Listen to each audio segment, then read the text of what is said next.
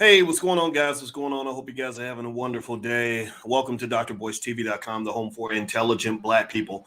Well, there have been some crazy developments in this story of the Americans that were killed in Mexico. A lot of y'all followed this story because they were Black, and I did too because they were Black.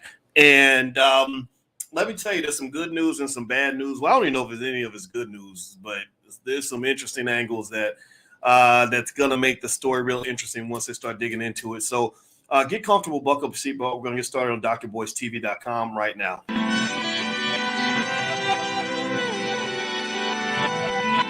Here we are, clan the isms, cataclysm, great. Our people out here struggling, trying to make it in this state. Everybody out here doing it, but we the ones who late. Now family, we the ones who gotta delegate.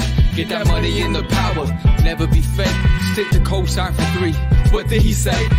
Create jobs, support our own. Educate the same and buy back your home. Got 3 degrees, triple 10. 3 PhDs, now we on the CNN.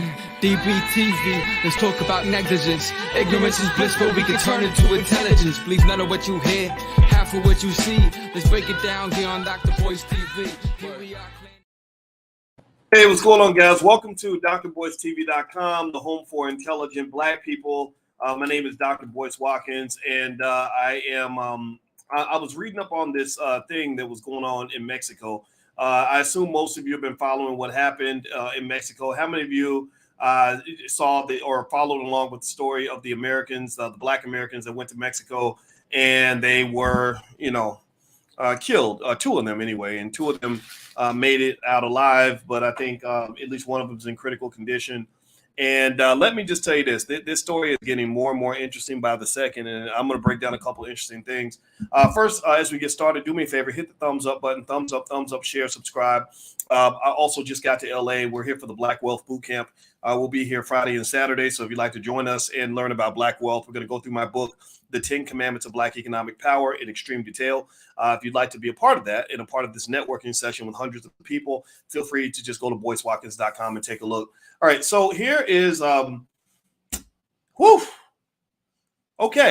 I'm gonna give you the long and short of it, right? Because some of y'all love it when I do my Dr. Boyce breakdown and I deep dive into it. Some of y'all are like, I got 3 minutes, Doc, get it out and be quick. So for the 3-minute brothers and 3-minute sisters, I'm gonna give you the 3-minute version. Then I'm gonna give you like the 15, 20-minute version. Is that okay? Give me a yes if that's all right. I'm trying to be a better man.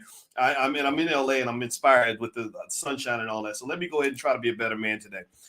Here's the 3-minute version of what's going on with the cartel situation. You know about the 2 people that were killed and then 2 survived. Well, apparently the cartel issued some sort of an apology.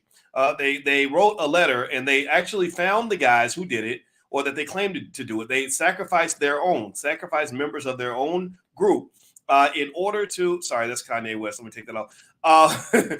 They sacrificed members of their own group in order to basically throw out a peace offering. And I think the reason they threw out this peace offering is because they don't want that kind of smoke. They don't want the U.S. government on their back. They don't want to have FBI agents and CIA agents and U.S. military coming down here handling business or whatever, or putting pressure on the Mexican government to handle business. Because you know that Mexico is a failed state, basically. There's a lot of corruption in Mexico. Be really careful if you go to Mexico. They have crazy stuff that happens in some of those border towns. Like people get dressed up as cops and will like kill your whole family and rob you and all this other stuff, right? So that's the first piece. That's what's interesting. So so there's a picture here. I'm gonna show you the picture. There's a brother on Instagram. He calls himself the right wing angel. I think he's right wing. I'm not right wing or left wing, but I have friends on both sides. And right wing angel shared this image where there's 1, 2, 3, 4, 5 guys that they tied up, and they said, look, these are the dudes who did it. Don't mess with the rest of us. We ain't got nothing to do with it. And then they wrote this note. And in this note, and if you stay, for more of the deep dive, I'll read the note to you in terms of what was in it and all that stuff. But here's the part that's really interesting. Again, I'm trying to give you a 3-minute version. It's going to be about 3.5 minutes, but forgive me for that.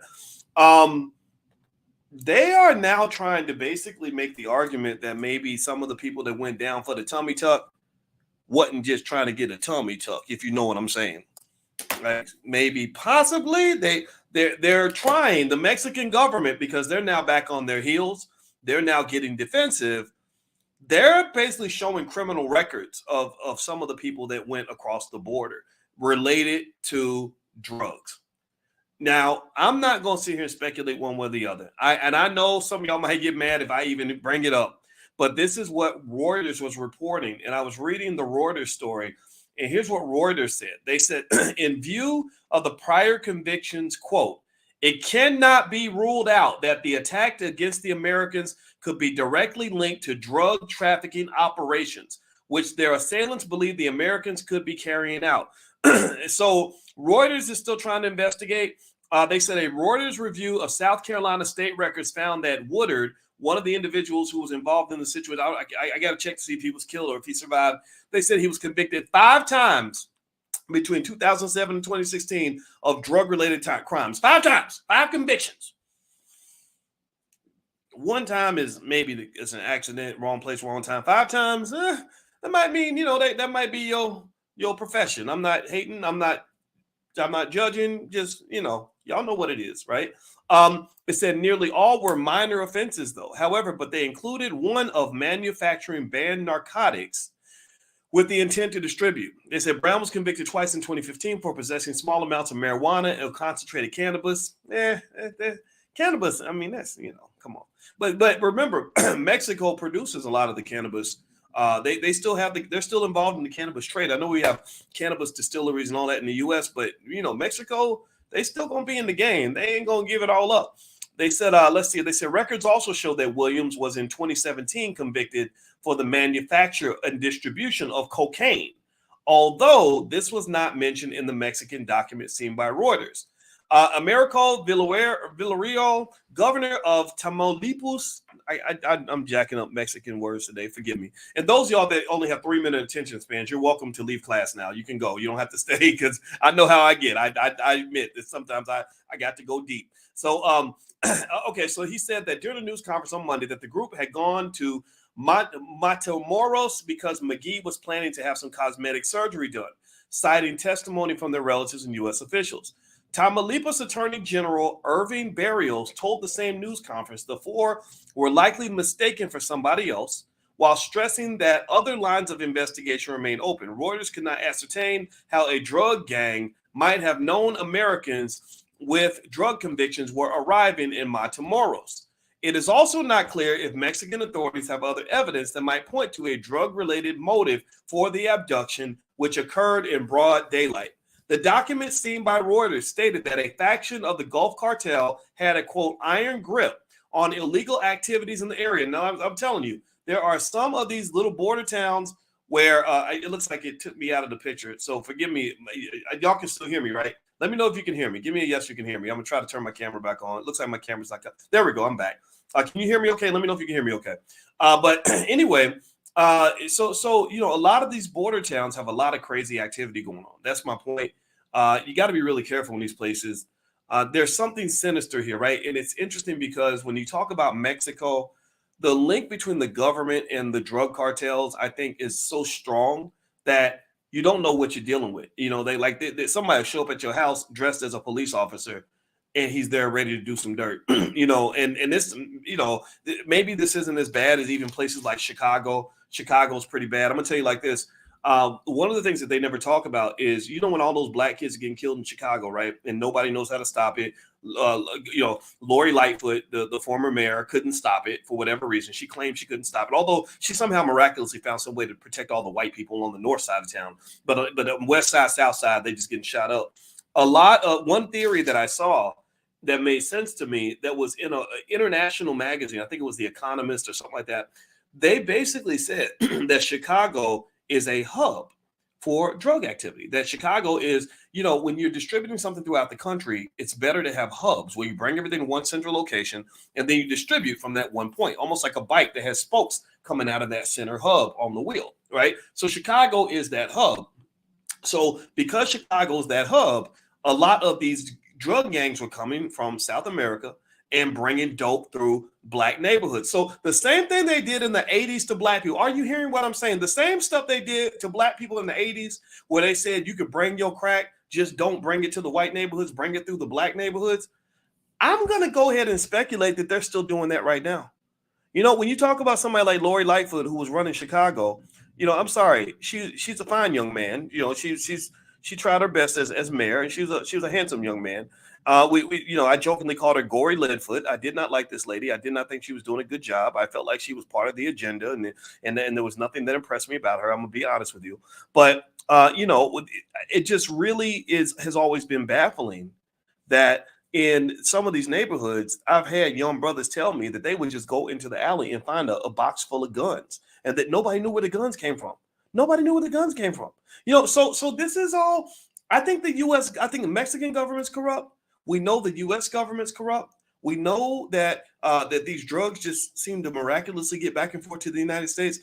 I think it's probably much more complex than any of us knows, right? So anyway, so here's what they're speculating. They're speculating here. They said that, so according to Reuters, this particular faction of the Gulf Cartel has an iron grip on illegal activities in the area, and they pointed to members of the group as likely perpetrators of the kidnapping on the basis of intelligence gathered. Mexico's security ministry did not reply to requests for comment about the document. The Tamaulipas Attorney General's office said it did not have evidence to confirm or reject the information. The FBI declined to comment. Let's see. Looking here, they said that the Gulf Cartel is known to operate in the area, but did not explicitly blame it for the kidnapping. The four Americans passed through Brownsville, Texas, on their way into Mexico last week. A concerned friend of McGee's told Brownsville police on Saturday that she had not heard from the group since Friday morning and would not be surprised if her friends got arrested because they are known to party and use narcotics. Damn. Did y'all hear that? I'm just reading. I'm literally taking this in as you are. Did y'all catch that? Did y'all catch that? They literally said here that, let me read it again. A concerned friend of McGee's, I think McGee, I don't know the names of all four of them that were there. I got to look up their names, but McGee, I think that's one of the people that was involved in the kidnapping. A friend told the Brownsville police on Saturday that she had not heard from the group since Friday morning and would not be surprised if her friends got arrested because they are known to party and use narcotics. Mexican officials have not yet specified the cause of death of Brown and Woodard. Okay, so I got to write these names down. Brown and Woodard got killed. You know, and again, you know, my heart goes out to the family. So nobody deserves this at all. And so it looks like McGee might have been. I think McGee might have been the woman. Let me see. I'm gonna get the names here so I can get this right. Let me see here. Hit the thumbs up button while I do this. Please hit the thumbs up button. All right, so let's see. Two Americans. Okay, Shaeed Woodard and Zindell Brown. Okay. Oh, okay. So Shaeed Woodard and Zindell Brown were the ones who got killed. And then I think McGee is one of the other people in the group. So y'all got to help me keep that straight. I apologize. McGee was a woman. Okay. Thank you, Artist Relations. I apologize for not having all that right. Just in case you're wondering, I'm not a real journalist. I'm just a man who shares what I see. So don't count me. I'm not Lester Holt. Okay. Anyway, what do y'all think? What do y'all think about this? I mean, I'm not here to judge, man. You know, if they were down there, I think an open mind is the right way to approach this, right? If they were down there involved in the game, well, we know that if you play a game, there are rules to every game. There are outcomes and consequences of every game. If you play in a certain game and certain things happen to you, then certain things happen to you, right? So if they were involved in the game, if you know what I mean, then that would, I think, undermine the theory that they would want you to believe, which is that it can happen to just anybody, right? That, you know, and again, this is what happens in these police shootings. They'll have a scenario where somebody was carrying a knife or you know, doing something crazy and they get shot, and then they have every black mother in America scared to death that it's going to happen to her son, when your son ain't about that life. Your son ain't going to be out getting high and drunk and carrying a knife and all that, right? So it's not to say that it can't happen. It's just to say all situations are not the same. All situations are not created equal. So what this narrative seems to speak to is a couple of factors. One, it speaks to the fact that there may be more here than we knew in the beginning. Originally, the imagery many of us formed was there were just four Americans who were just going across the border for a tummy tuck, and this terrible thing happened to them, mistaken identity. That's what it was. It is a distinct possibility that everybody might have been involved in some gangster shit, that it might have just been a scenario that just went bad for them in terms of the outcome not being what they wanted to be. The other piece to this is really interesting. This is more like the financial aspect of this that you should consider is or just think about this in terms of your own life. This actually applies to you. Notice that the cartel instantly and immediately went out public and said, look, here's the guys who did it. Here's a letter of apology. We don't roll like that, right? We don't do that. Why did they do that? Well, it's all about business. It's all about the Benjamins, baby. It's all about that money. They understand, as most intelligent gangsters do, that violence and chaos will undermine your ability to make money. And it really struck a chord with me mentally, because here this weekend when I'm in the Black Wealth Boot Camp and I'm doing the training, one of the points that I train folks on is I explain why we created in the Black Business School the first ever Black financial therapy department, because I said we need therapists and group counselors in our families to keep us from going to war with each other, because you know how Black people are. Nobody hates Black people more than other Black people do. Like, don't get me wrong. White folks hate you and Asian people don't like you that much and Hispanic people don't like you. But sometimes ain't nobody going to hate you more than that Negro naysayer. You know, that person that's got a problem for every solution, that hates to see you shine, that hates to see you successful, that wants to see you gone. Do you know that every Black man I know that's been murdered was murdered by another Black man? I'm not saying that is black on black crime. You can call it what you want. I just know that my friends were dead, and it was very disturbing to see this occur, right? So this war fighting, whether you're fighting each other or just fighting in general, fighting is bad for business. Fighting is bad for business. So what the cartel's doing is they're saying, look, hey, we don't want no problems, man. You know, look, don't, you know, because they know the Mexican government's going to be under pressure, because they're trying to protect the tourism industry. They're trying to make Americans feel safe. Americans, we're kind of pampered everywhere we go around the world. That's a luxury that you won't have for long. At some point, America's going to fall and struggle and not have the power that it has. But right now, Americans get pampered and protected everywhere. So they're basically like, damn, if we make Americans feel unsafe traveling to Mexico, they're not going to come back and spend all that money. And we need that tourism money. We need them tourism dollars, right? So that's what, so the cartel is thinking, like, okay, since the government is going to be nervous about losing their tourism money and they're going to get pressure from the United States, that's going to put heat on us. That we're not going to be able to make our money, and we might all end up going to jail, right? So the cartel is trying to back out of it. The cartel is trying to raise their hand and say, look, you know, we'll kill other Mexican people. We'll kill other dope dealers, but we won't kill no tourists. We promise. We need these dudes, man. We don't even know these guys, right? That's what they're basically doing, right? Because they're trying to protect the business side, and the Mexican government is trying to isolate the incident, right? Perhaps truthfully, perhaps falsely, I don't know, but they're trying to isolate it. And what they're basically doing is they're basically kind of saying, yeah, I know that you Americans are thinking that coming to Mexico is dangerous because any of y'all could get killed. But let me tell you what we found. We found that a couple of these people had prior drug convictions. And they weren't tiny drug convictions. You know, one of them was related to cocaine, right? So this could have just been some drug dealers getting involved in some gangster shit. So that what they're trying to do is they're trying to make it into a one-off. That's my point. They're trying to make it into something where it's like, look, it ain't, if you come to Mexico for a tummy tuck, ain't no drug cartel gonna shoot you down in your minivan just because you're driving through the city. You know, they were a special situation. Now, is that true or not true? I'm gonna let you decide on that, because I don't want to get into a scenario. Some people get upset when they hear something that they don't like, so they think, oh, you hating because you're saying you're telling information and facts that were revealed, like you're giving facts, right, and possibilities, right? No, I'm not giving an opinion at all. I'm just giving all the various perspectives. Now, if you want to know how I see this, I personally don't feel that traveling to Mexico is particularly dangerous if you are doing it the typical way. You know, get on an airplane, go to a resort. They're going to protect you. They're going to make sure you're good. That's it. Now, if you're driving through different towns and you're in neighborhoods that you don't know, well, then you know what? You're leaving a few things up to chance, and I wish you the very, very best. Am I going to be driving through random towns in Mexico just trying to see what's popping and see what's going on and meeting random people on the street? No, I'm not. Why? Well, because I am a rich American, and I know that they kidnap my ass, they're going to be able to get some bread out of that, and I don't want to even make it easy for them to do that, right? So, and you're a rich American too, by the way. You just may not think you're rich, but if you take your income and go to Mexico, you become a rich person all of a sudden.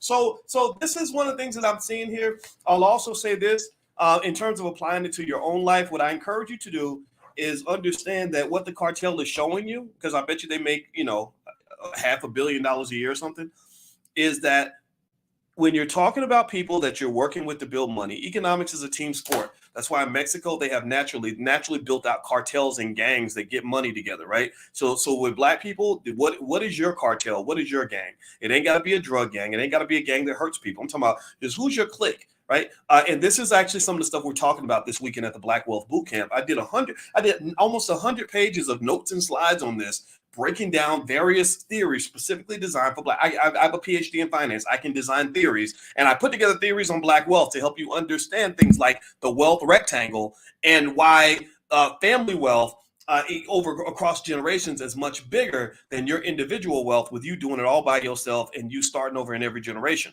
right? So ultimately, Mexico operates, at least the drug dealers anyway, they operate in cartels, they operate in groups, posses, families, whatever you want to call it. And that's because there is a natural connection between the ability to operate as a collective and the ability to make wealth. And then also they're showing that if the family is fighting each other, wealth gets lost, and if the families are fighting other families, wealth gets lost. So they try to minimize. So while they don't have a problem busting the cap in your ass, they don't have no problem busting the gun and doing what they got to do. They're not eager to do that because they know that is going to have a huge economic impact. Okay, so with your own family, here's the point. With your own family, I need you to really think about the people in your family that you could be doing well with and making money with, but you're fighting with them. I need you to think about your spouse. If you're fighting with your spouse and you could be doing great things together, but instead you're going to war with each other, or even your own children or your own siblings or your friends where you were making money together, just know there's a million examples of scenarios where there was a group of people making lots of money, like 3-6 Mafia was making money hand over fist. Then a bunch of them got hooked on drugs. They all started fighting. Next thing you know, money was lost. So seek the peace. Seek the therapy. In the Black Business School, we partnered with an army of the best Black therapists on the planet because we felt that Black people need therapy so that we can have harmony, so we can figure out how to work together instead of going off and snapping on each other and letting our trauma cause us to re-traumatize each other, right? Because a lot of us went through a lot. You went through a lot in this country. You went through a lot being Black. So you got to get that help. So if anybody's thinking about it, at some point, if you have things that are bothering you, I encourage you to look into getting therapy, because that'll help you show up for your relationships in a way that that's conducive to building, as opposed to destroying and fighting and hating and attacking and getting jealous of each other and all this other stuff. And I'm just going to go ahead and admit, I have a therapist. I have a relationship therapist and I have a personal therapist. And I love it. I love it because I know I'm the first one to step out here and admit that I have been traumatized. Anybody else, any other crazy people willing to admit that you're a little bit half crazy? I'm the first one to admit that there are situations that came from my childhood that leave me easily triggered. Anybody else willing to admit that? Or am I the only crazy person in the room? I'm the first one to admit that there are times where I could have done better by mending a relationship, but instead, because my ego got involved, or because my feelings were hurt, or because I was mad at somebody, I chose not to repair that relationship, and I lost because of it. But because of ego and pride, you get too prideful to even admit that you lost. You'll sit there and be like, I'm a strong Black woman who don't need no man. Well, really, you're crying yourself to sleep at night. Or you're like, I'm a thug. I don't need nobody. But deep down, like, you're drinking liquor every day just so you can cope and hold it together because you're upset because your mama abandoned you when you were 6, right? Like, this is real stuff. So if we don't heal these things, if we don't heal as Black people, it's going to be very difficult for us to build wealth. It'll be damn near impossible for us to fight white supremacy. So heal yourself, male or female, heal yourself, make yourself better. And at the end of the day, I know people think that things like getting therapy is a sign of weakness. No, I show up and admit where I'm weak so that I can show up strong. How do you think I can get on this internet, know that I'm talking to 1 million Black people a week, and not be afraid of nothing? And I'm not pretending. I'm not pretending like I feel. This is who I really am. Why? Well, because I have spent time in meditation. I've spent time in therapy. I've spent time working on my weaknesses. I have spent time making sure I can show up in a way where I truly love this guy named Boyce Watkins. And it wasn't always like that. I didn't always love this guy. So part of fighting any battle is you got to start with self-love, and that'll allow you to properly love other people. So that's my 2 cents. I don't have it all perfect. I don't have it all right. I promise you. But I just encourage you, just look into it and don't let other people talk you out of it. Those people are stupid. To hell with those people. I want you to do you. All right. So I'm going to go. Hit the thumbs up button, thumbs up, share, subscribe. If you want to join us at the Black Wealth Bootcamp, I will be in Los Angeles until Saturday. So if you'd like to join us, just go to boycewatkins.com. Also, my new book is called The 10 Commandments of Black Economic Power. I spent a lot of time on it. The reviews on Amazon are through the roof, 4.8 stars out of 5. So you can feel free to go take a look and read the reviews yourself. I encourage you to get the book, memorize as much as you can, at least memorize the 10 Commandments, teach to your kids. Your family will never have financial problems. Your family will soar to a level that you can't even imagine, because I put my whole foot in that book. I put my whole PhD in that book, and I did it because I really want to see our people rise. I believe our people can win. I know our people are going to win. So in addition to that, on my website, there's also other resources, lots of free stuff. So feel free to go to boycewatkins.com if you want to be the smartest investor in your family. I guarantee you I can help you get there. All right. So have a good day, everybody. I'm about to go lay down and take a nap and get ready for the boot camp. I'll see you guys soon. Have a good night. Take care. Love you. Peace.